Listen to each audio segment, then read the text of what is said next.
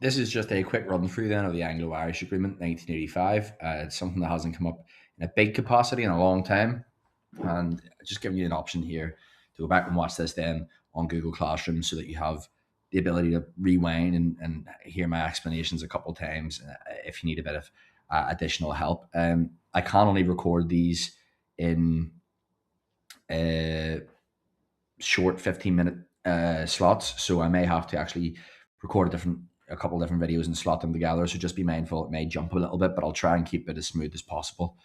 Um, I'll start quickly then. You can see here on the screen the Anglo-Irish Agreement 1985, and you can see the leaders of the who signed the Anglo-Irish Agreement. Anglo meaning British, Irish, of course, Irish. Margaret Thatcher sitting at the table on the right hand side of the screen, signing the agreement, and Garret Fitzgerald sitting at the table on the left hand side of the screen. He was the Taoiseach of the Republic of Ireland. So across this, you need to be able to do three main things: explain the reason for closer cooperation between the Irish and British governments in the 1980s. That's the reasons why this Anglo-Irish Agreement comes about. Identify the terms of the Anglo-Irish Agreement itself. So describe what that agreement is about. And then lastly, describe reactions to the agreement. So cause, events, reactions. In terms of closer cooperation, in 1985, the British and Irish governments, as you will see, signed the Anglo-Irish Agreement. This gave the Republic of Ireland an official role in the governance of Northern Ireland for the very first time. So they're allowed some say in how Northern Ireland is governed, something they were never allowed before. And the main reasons for this are the growth of support for Sinn Féin in Northern Ireland, Margaret Thatcher, British Prime Minister Margaret Thatcher's concern over security issues, and lastly, Taoiseach Garret Fitzgerald's desire to decrease nationalist toleration of the IRA. And I'm going to explain those in a bit more detail to help you understand them now. First reason for this closer cooperation and this emergence eventually of the Anglo-Irish Agreement, and the reason why it's signed, between the two governments, is because of the growth of Sinn Féin in Northern Ireland. In 1981, as you know, Sinn Féin votes to stand in elections at its Ardèche after Bobby Sands was elected in April 1981. So after Bobby Sands won his seat as the MP for Fermanagh and South Tyrone in April 1981, whilst he was on hunger strike, this convinced Sinn Féin that there was some opportunity for them to, I suppose, further their cause for a united Ireland through peaceful politics as opposed to just through using political violence.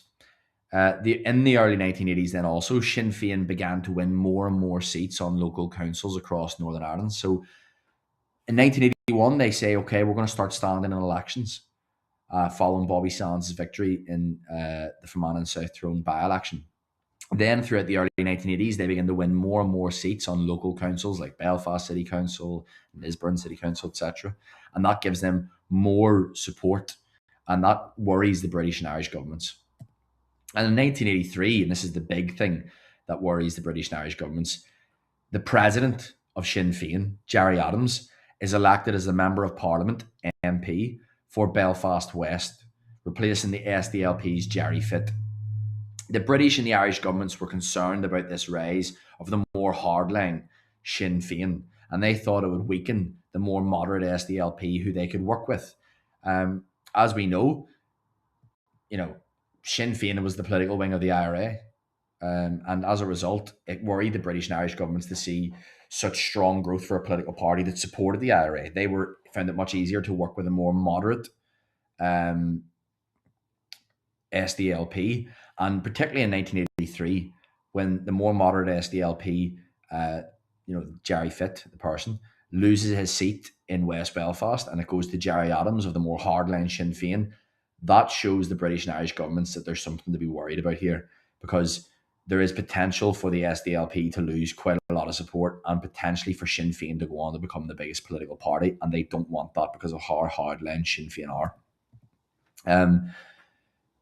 In order to sort of prevent that growth of Sinn Féin, the SDLP and parties from the Republic of Ireland set up something called the New Ireland Forum in 1983, and it was to discuss ways for easing violence in Northern Ireland. Sinn Féin were deliberately excluded from those talks, and the Irish government were really keen to do that because they thought if Sinn Féin weren't included in talks, then it wouldn't give Sinn Féin any legitimacy. It would prevent voters in Northern Ireland from seeing Sinn Féin as a legitimate political party, and therefore it would make sure that they continued to vote for the SDLP, who were working with the Irish government. So it would shore up support for the SDLP. And as you can see, it says that here. Dublin hoped this New Ireland Forum with the SDLP would make sure that nationalists maintain support for the SDLP and limit Sinn Féin, because at this point Sinn Féin are so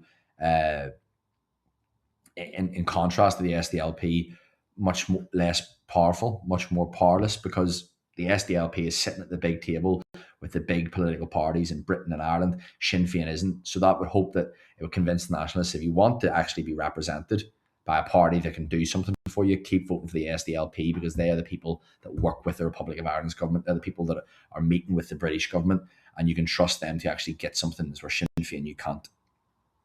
This forum then comes to three conclusions on ways to end the violence in Northern Ireland, or ease it at the very least. And the first is a united Ireland. Unsurprisingly, that will not be very popular with the British government. The second is to create something called a confederation of the Northern Ireland and the Republic of Ireland. It's not going to be popular with the British government either, as you can see. But to bring the two states to almost be like together nearly as one, that's not going to work either. And the last one then is a joint British-Irish control, or joint British-Irish authority over Northern Ireland, essentially giving the British government and the Irish government equal say over the governance of Northern Ireland. Thatcher does not like any of those proposals, and she, truth be told, obliterates them.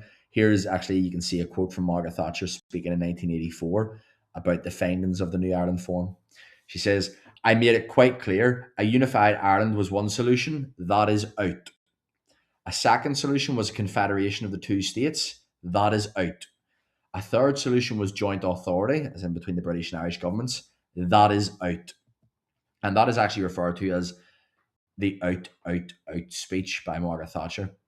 Thatcher, it's really important to understand why she is so strong against any of those proposals. I mean, most British prime ministers would have been, but the reason Thatcher is so strong against it is because she rejected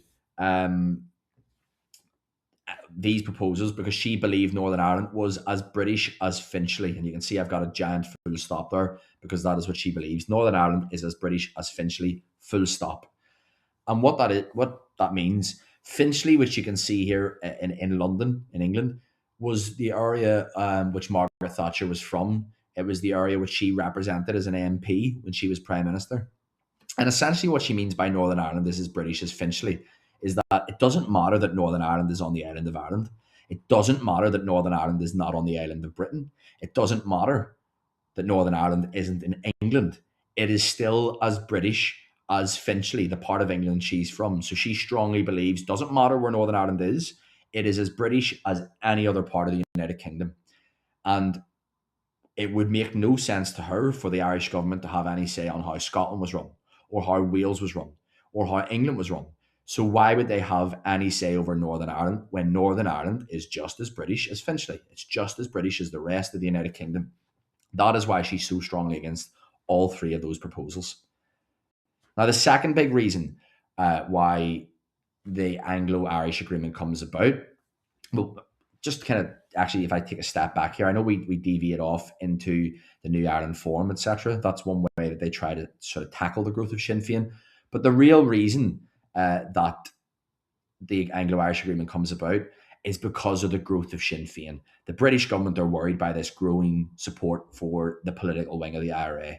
The Irish government are worried about the growing support for the political wing of the IRA. So they need to do something to stop the growth of Sinn Féin. Okay, the Republic of Ireland tried with this New Ireland Forum, but Thatcher rejects that outright because, as we know, Northern Ireland is British as Finchley. Now, the next reason why the two governments work together and cooperate much more closely and sign the Anglo-Irish agreement is Thatcher's concern over security issues. Thatcher's main reason that she actually signed the Anglo-Irish agreement was security. Thatcher believed that without dealing with nationalist alienation from the British state, IRA support would remain strong. We've heard that term alienation before. Nationalists felt that they were something other, that they were treated as different, as alien within Northern Ireland and within Britain. And therefore, she knew that that pushed them into the arms of the IRA. If they wanted to undercut support by nationalists for the IRA, they would need to tackle that feeling of alienation. And one way that they could actually do that, and weaken the IRA and make nationalists feel like they were part of the United Kingdom, was to actually work closer with Dublin, so that they felt that they at least had some people at the table, the Irish government in Dublin, representing them. Okay.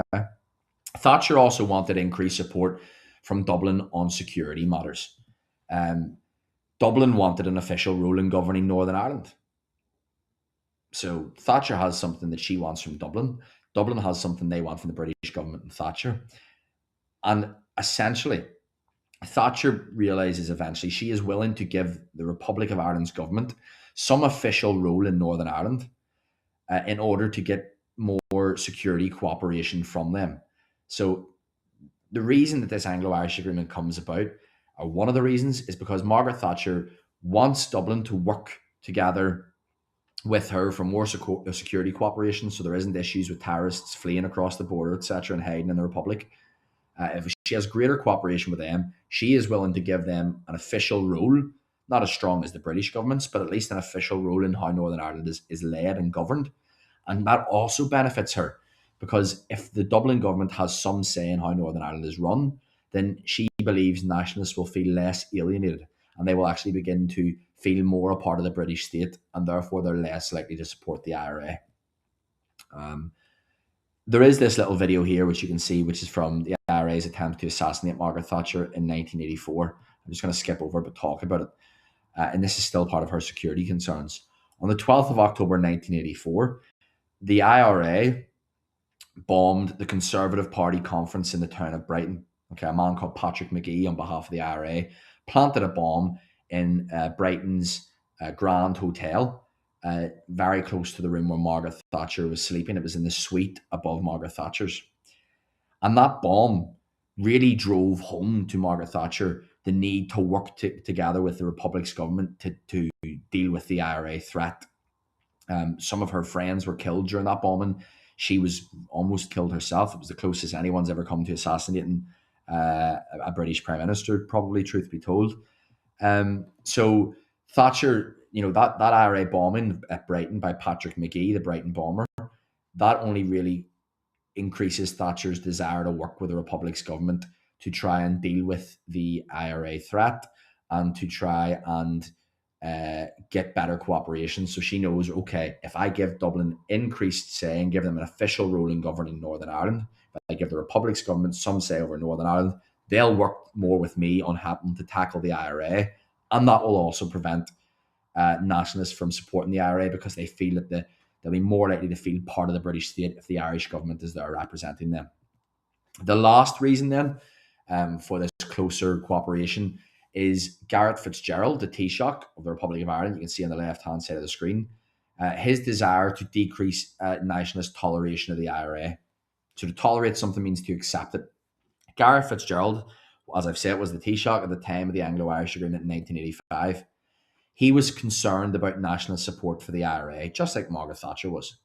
He hoped that reform of security services and reducing nationalist alienation would reduce nationalist support for the IRA, just like Margaret Thatcher believed. So, to put it simply, as you can see on the screen, here are the three reasons why the Anglo-Irish Agreement comes about. Okay, constitutional nationalists, that's a big word essentially, which means nationalists who are willing to use constitutional politics as opposed to violence. So the SDLP is one example of that. Constitutional nationalists and the British government were afraid that Sinn Féin might overtake the SDLP and become the biggest nationalist party in Northern Ireland. This could make any agreement within Northern Ireland very difficult, because unionists would never work at this point in time with Sinn Féin, because they were the political wing of the IRA. That would also worsen the security situation and threaten the stability of Ireland as a whole, because violence would get worse. The second big reason that it comes about is Thatcher wanted increased cooperation with Dublin on security. Okay, the IRA's attempt to kill her at the 1984 Conservative Party conference in Brighton made Thatcher realise that unless she dealt with nationalist alienation and unless she included the Irish government, she wouldn't be able and deal with that IRA threat. The last reason then is, of course, Fitzgerald hoped that reduced nationalist alienation, along with reform of security forces in Northern Ireland, would undermine nationalist toleration for the IRA. So if the Irish government had an official role, if they had some say over the use of security forces in Northern Ireland, nationalists wouldn't feel as alienated from the British state and would therefore be less likely to support the IRA. Now, in terms of the agreement itself, the agreement was signed on the 15th of November, 1985. And the key terms are these as follows. It set up an international or intergovernmental conference, rather, between London and Dublin to deal with issues like security, political questions, cross-border cooperation, and legal matters. So inter means between, intergovernmental, between governments. This conference where the British and Irish governments can come together to talk about things like security, political questions, etc., affecting Northern Ireland. And the big thing for Thatcher, cross-border cooperation on security. All right. The next thing then is it set up a permanent secretariat made up of Northern and Southern civil servants to support the conference. If I was to put this into other words, it's essentially a bit like a civil service like we have today, which was set up to help governments to, for a variety of different government departments. There'll be part of the civil service that works in the health system to help those in the health service to help it run. There's a part that's related to benefits, which helps to give people benefits, etc. Civil servants are essentially people that work for the government, but are not employed, or rather, I should say, but are not voted in to power. So it's essentially just a big permanent secretariat, is what they call it, a big civil service, which is made up of civil servants from the British side in terms of northern civil servants, and the Irish side, civil servants from the south, who, people who help to run Northern Ireland and the Republic of Ireland, but aren't elected, just normal average people that work within the government. They will come together as part of this permanent secretariat, and it'll help the conference to flow. And this is a big reason why the Anglo-Irish agreement is so successful, is because even if, the British or Irish government of the day is less willing to cooperate with the other, this permanent secretariat that keeps running away in the background, this little mini civil service running away in the background, constantly keeps the two governments working side by side. And lastly, it was agreed that devolution would only occur if there was an agreement on power sharing. So there would be no devolved government, no local government in Northern Ireland without power sharing at the centre of it. That's a big important thing you'll see as it comes to the Good Friday Agreement. That power sharing is similar to what we saw in 1974, nationalists and unionists sharing power together. The agreement clearly recognised for the first time that the Republic had a role to play in governing Northern Ireland, which kind of brings us back to this point earlier on. Instead of a full stop, we're now looking at a question mark. Northern Ireland, is it as British as Finchley? Thatcher said that previously. Is it really? I would say probably not, because you wouldn't give the Irish government a say in the governance of Scotland, Wales, or England. So why would it get a say in the governance of Northern Ireland? That's recognising for the first time that Northern Ireland is different to an extent compared to the rest of the other countries in the United Kingdom. And that's why the Irish government is able now to have a role under this Anglo-Irish agreement in the governance of Northern Ireland. So that's the terms of the agreement. The next big thing you need to look at are the reactions. And the first one we're going to see are reactions from nationalists, which, I would encourage you to pause here and have a think if you're not already aware what the reactions would be, positive or negative. But we'll look at that in a second. Perhaps that now would be a good time for you to pause and have a think before I just simply tell you.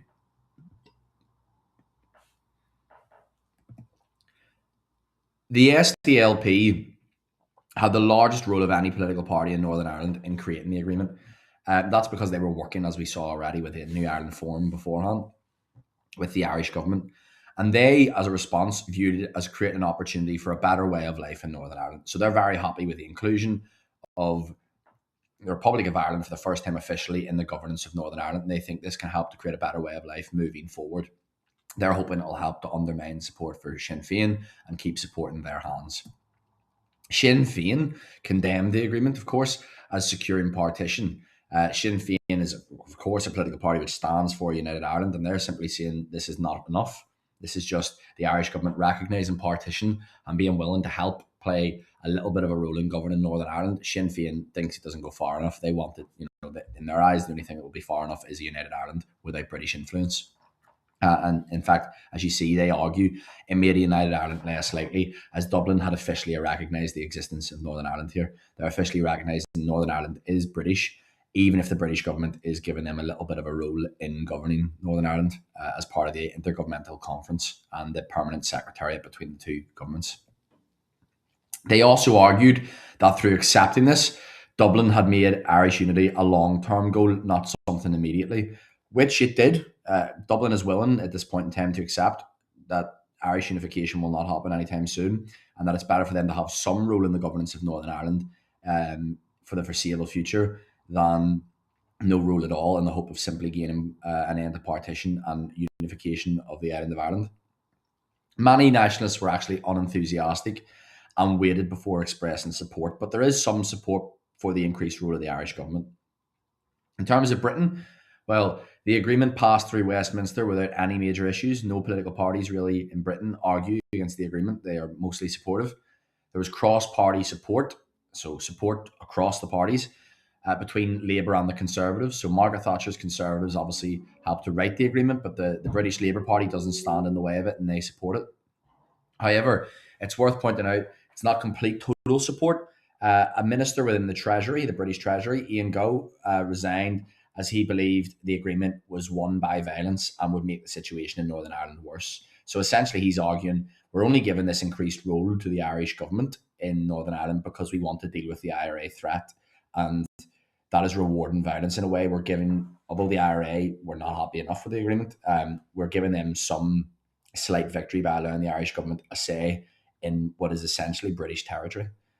In the Republic of Ireland, the coalition government, a coalition is just a group of different parties which have come together to run a country. So instead of having one single political party, like in Britain with Margaret Thatcher at this point in time, there's two parties together working in the Republic to govern the country. And both parties accept the agreement. That's Fine Gael and the Irish Labour Party, different from the British Labour Party, I should point out.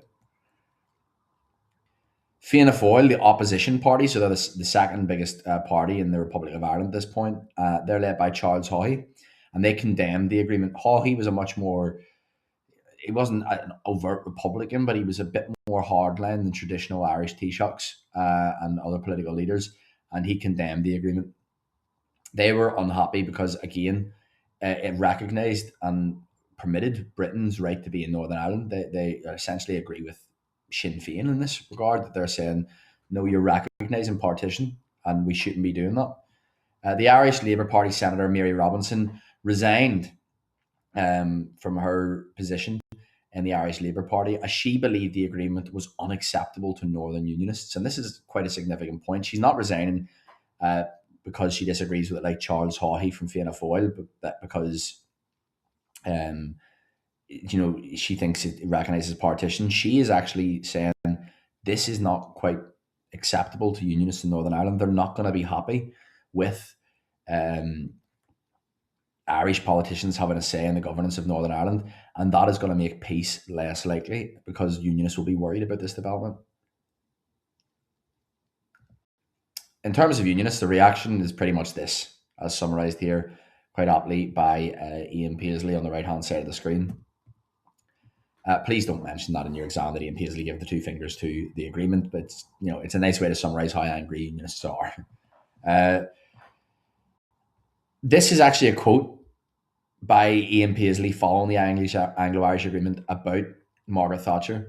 "O God, in wrath take vengeance upon this wicked, treacherous, lying woman."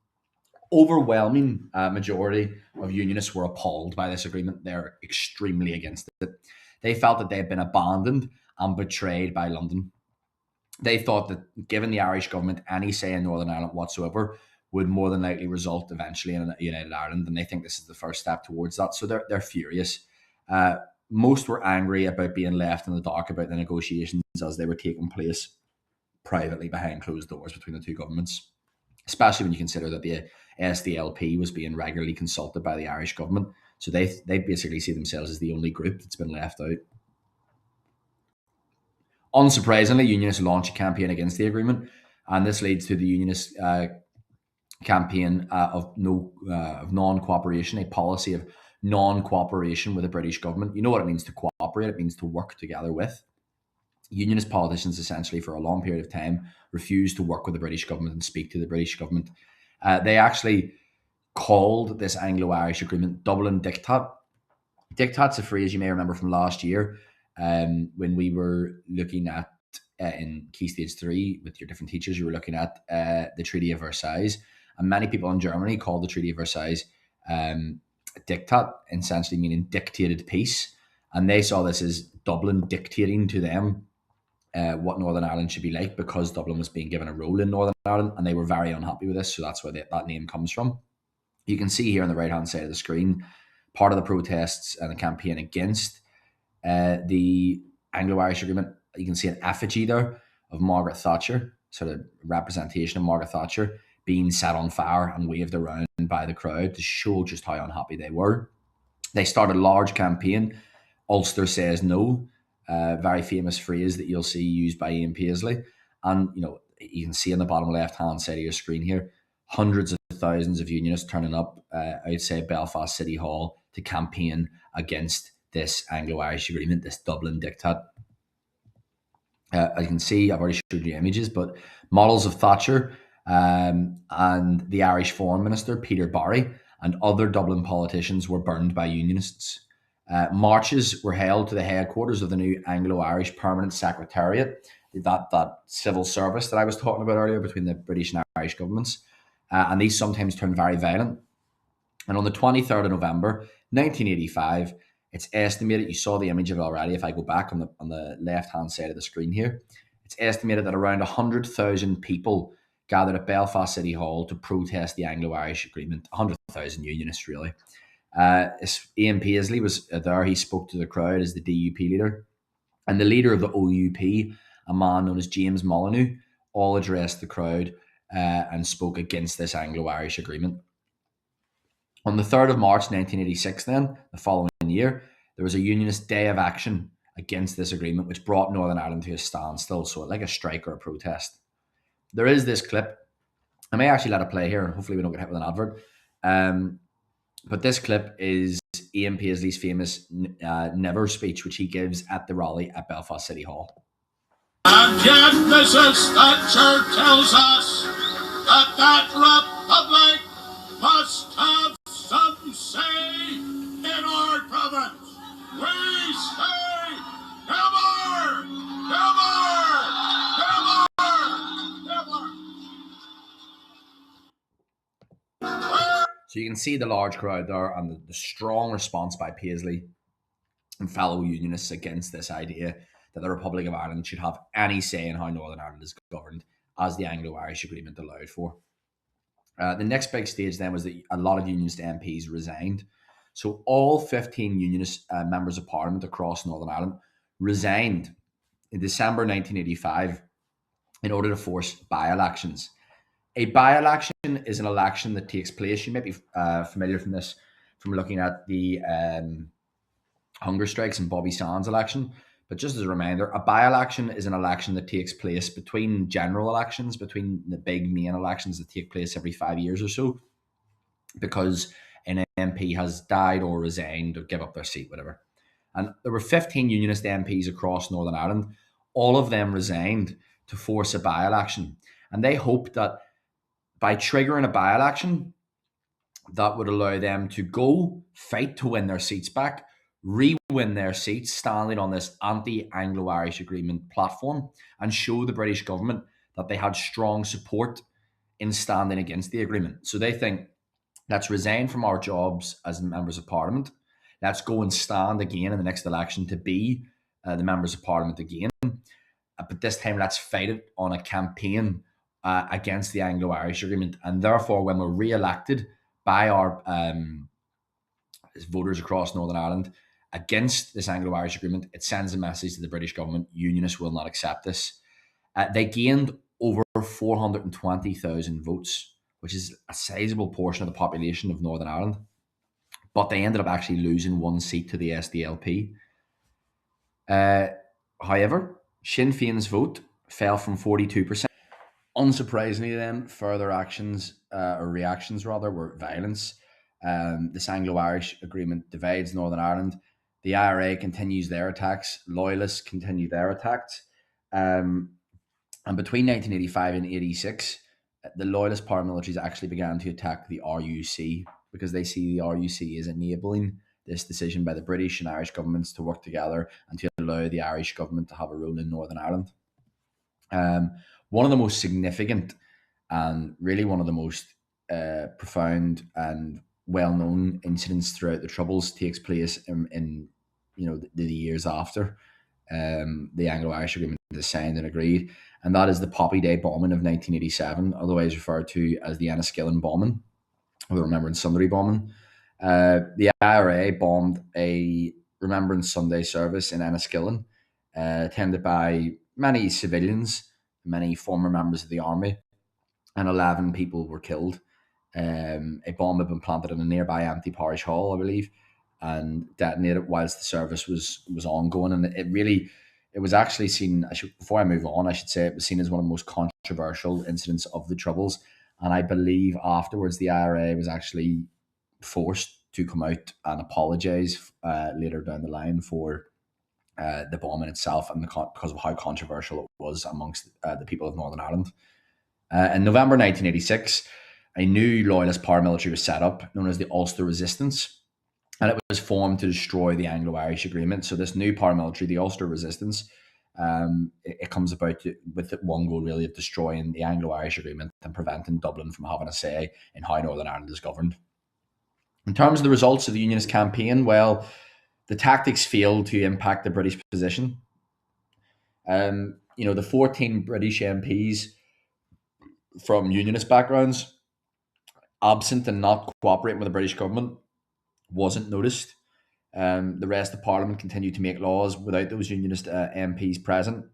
The British and the Labour parties were able to continue making laws, and it really didn't have much of an impact. Local councils, which Unionists have been refusing to take part in, following the Anglo-Irish Agreement, those local councils had little power, so it really made no difference to the British government anyway if those councils weren't able to continue operating without Unionists. And eventually the OUP and the DUP ended their boycott of the UK government, that policy of non-cooperation with the British government, in September 1987, admitting that they had been defeated. And that is the Anglo-Irish Agreement in a nutshell. The reactions are probably the aspect that I think is most likely to come up in your exam as a name marker. So it's definitely something to focus on, trying to condense all that information, the result of the campaign, violence, the Unionist resignations, the Unionist campaign against Dublin Diktat and their policy of non-cooperation, the reaction of the Republic of Ireland, the reaction in Britain, the reaction of Northern nationalists. That's all important for a name marker, which I think would be most likely of the three areas: reasons, events, and reactions. I think this would be the most likely one to come up. So cover it well, because the Anglo-Irish Agreement hasn't been up in a big way in a long time, and it's definitely worth knowing. So any questions that you have that may arise, feel free to ask me, write them down and come to me, but your notes are also there, and you obviously have the ability to rewind back through these videos and find a bit more explanation which you may need.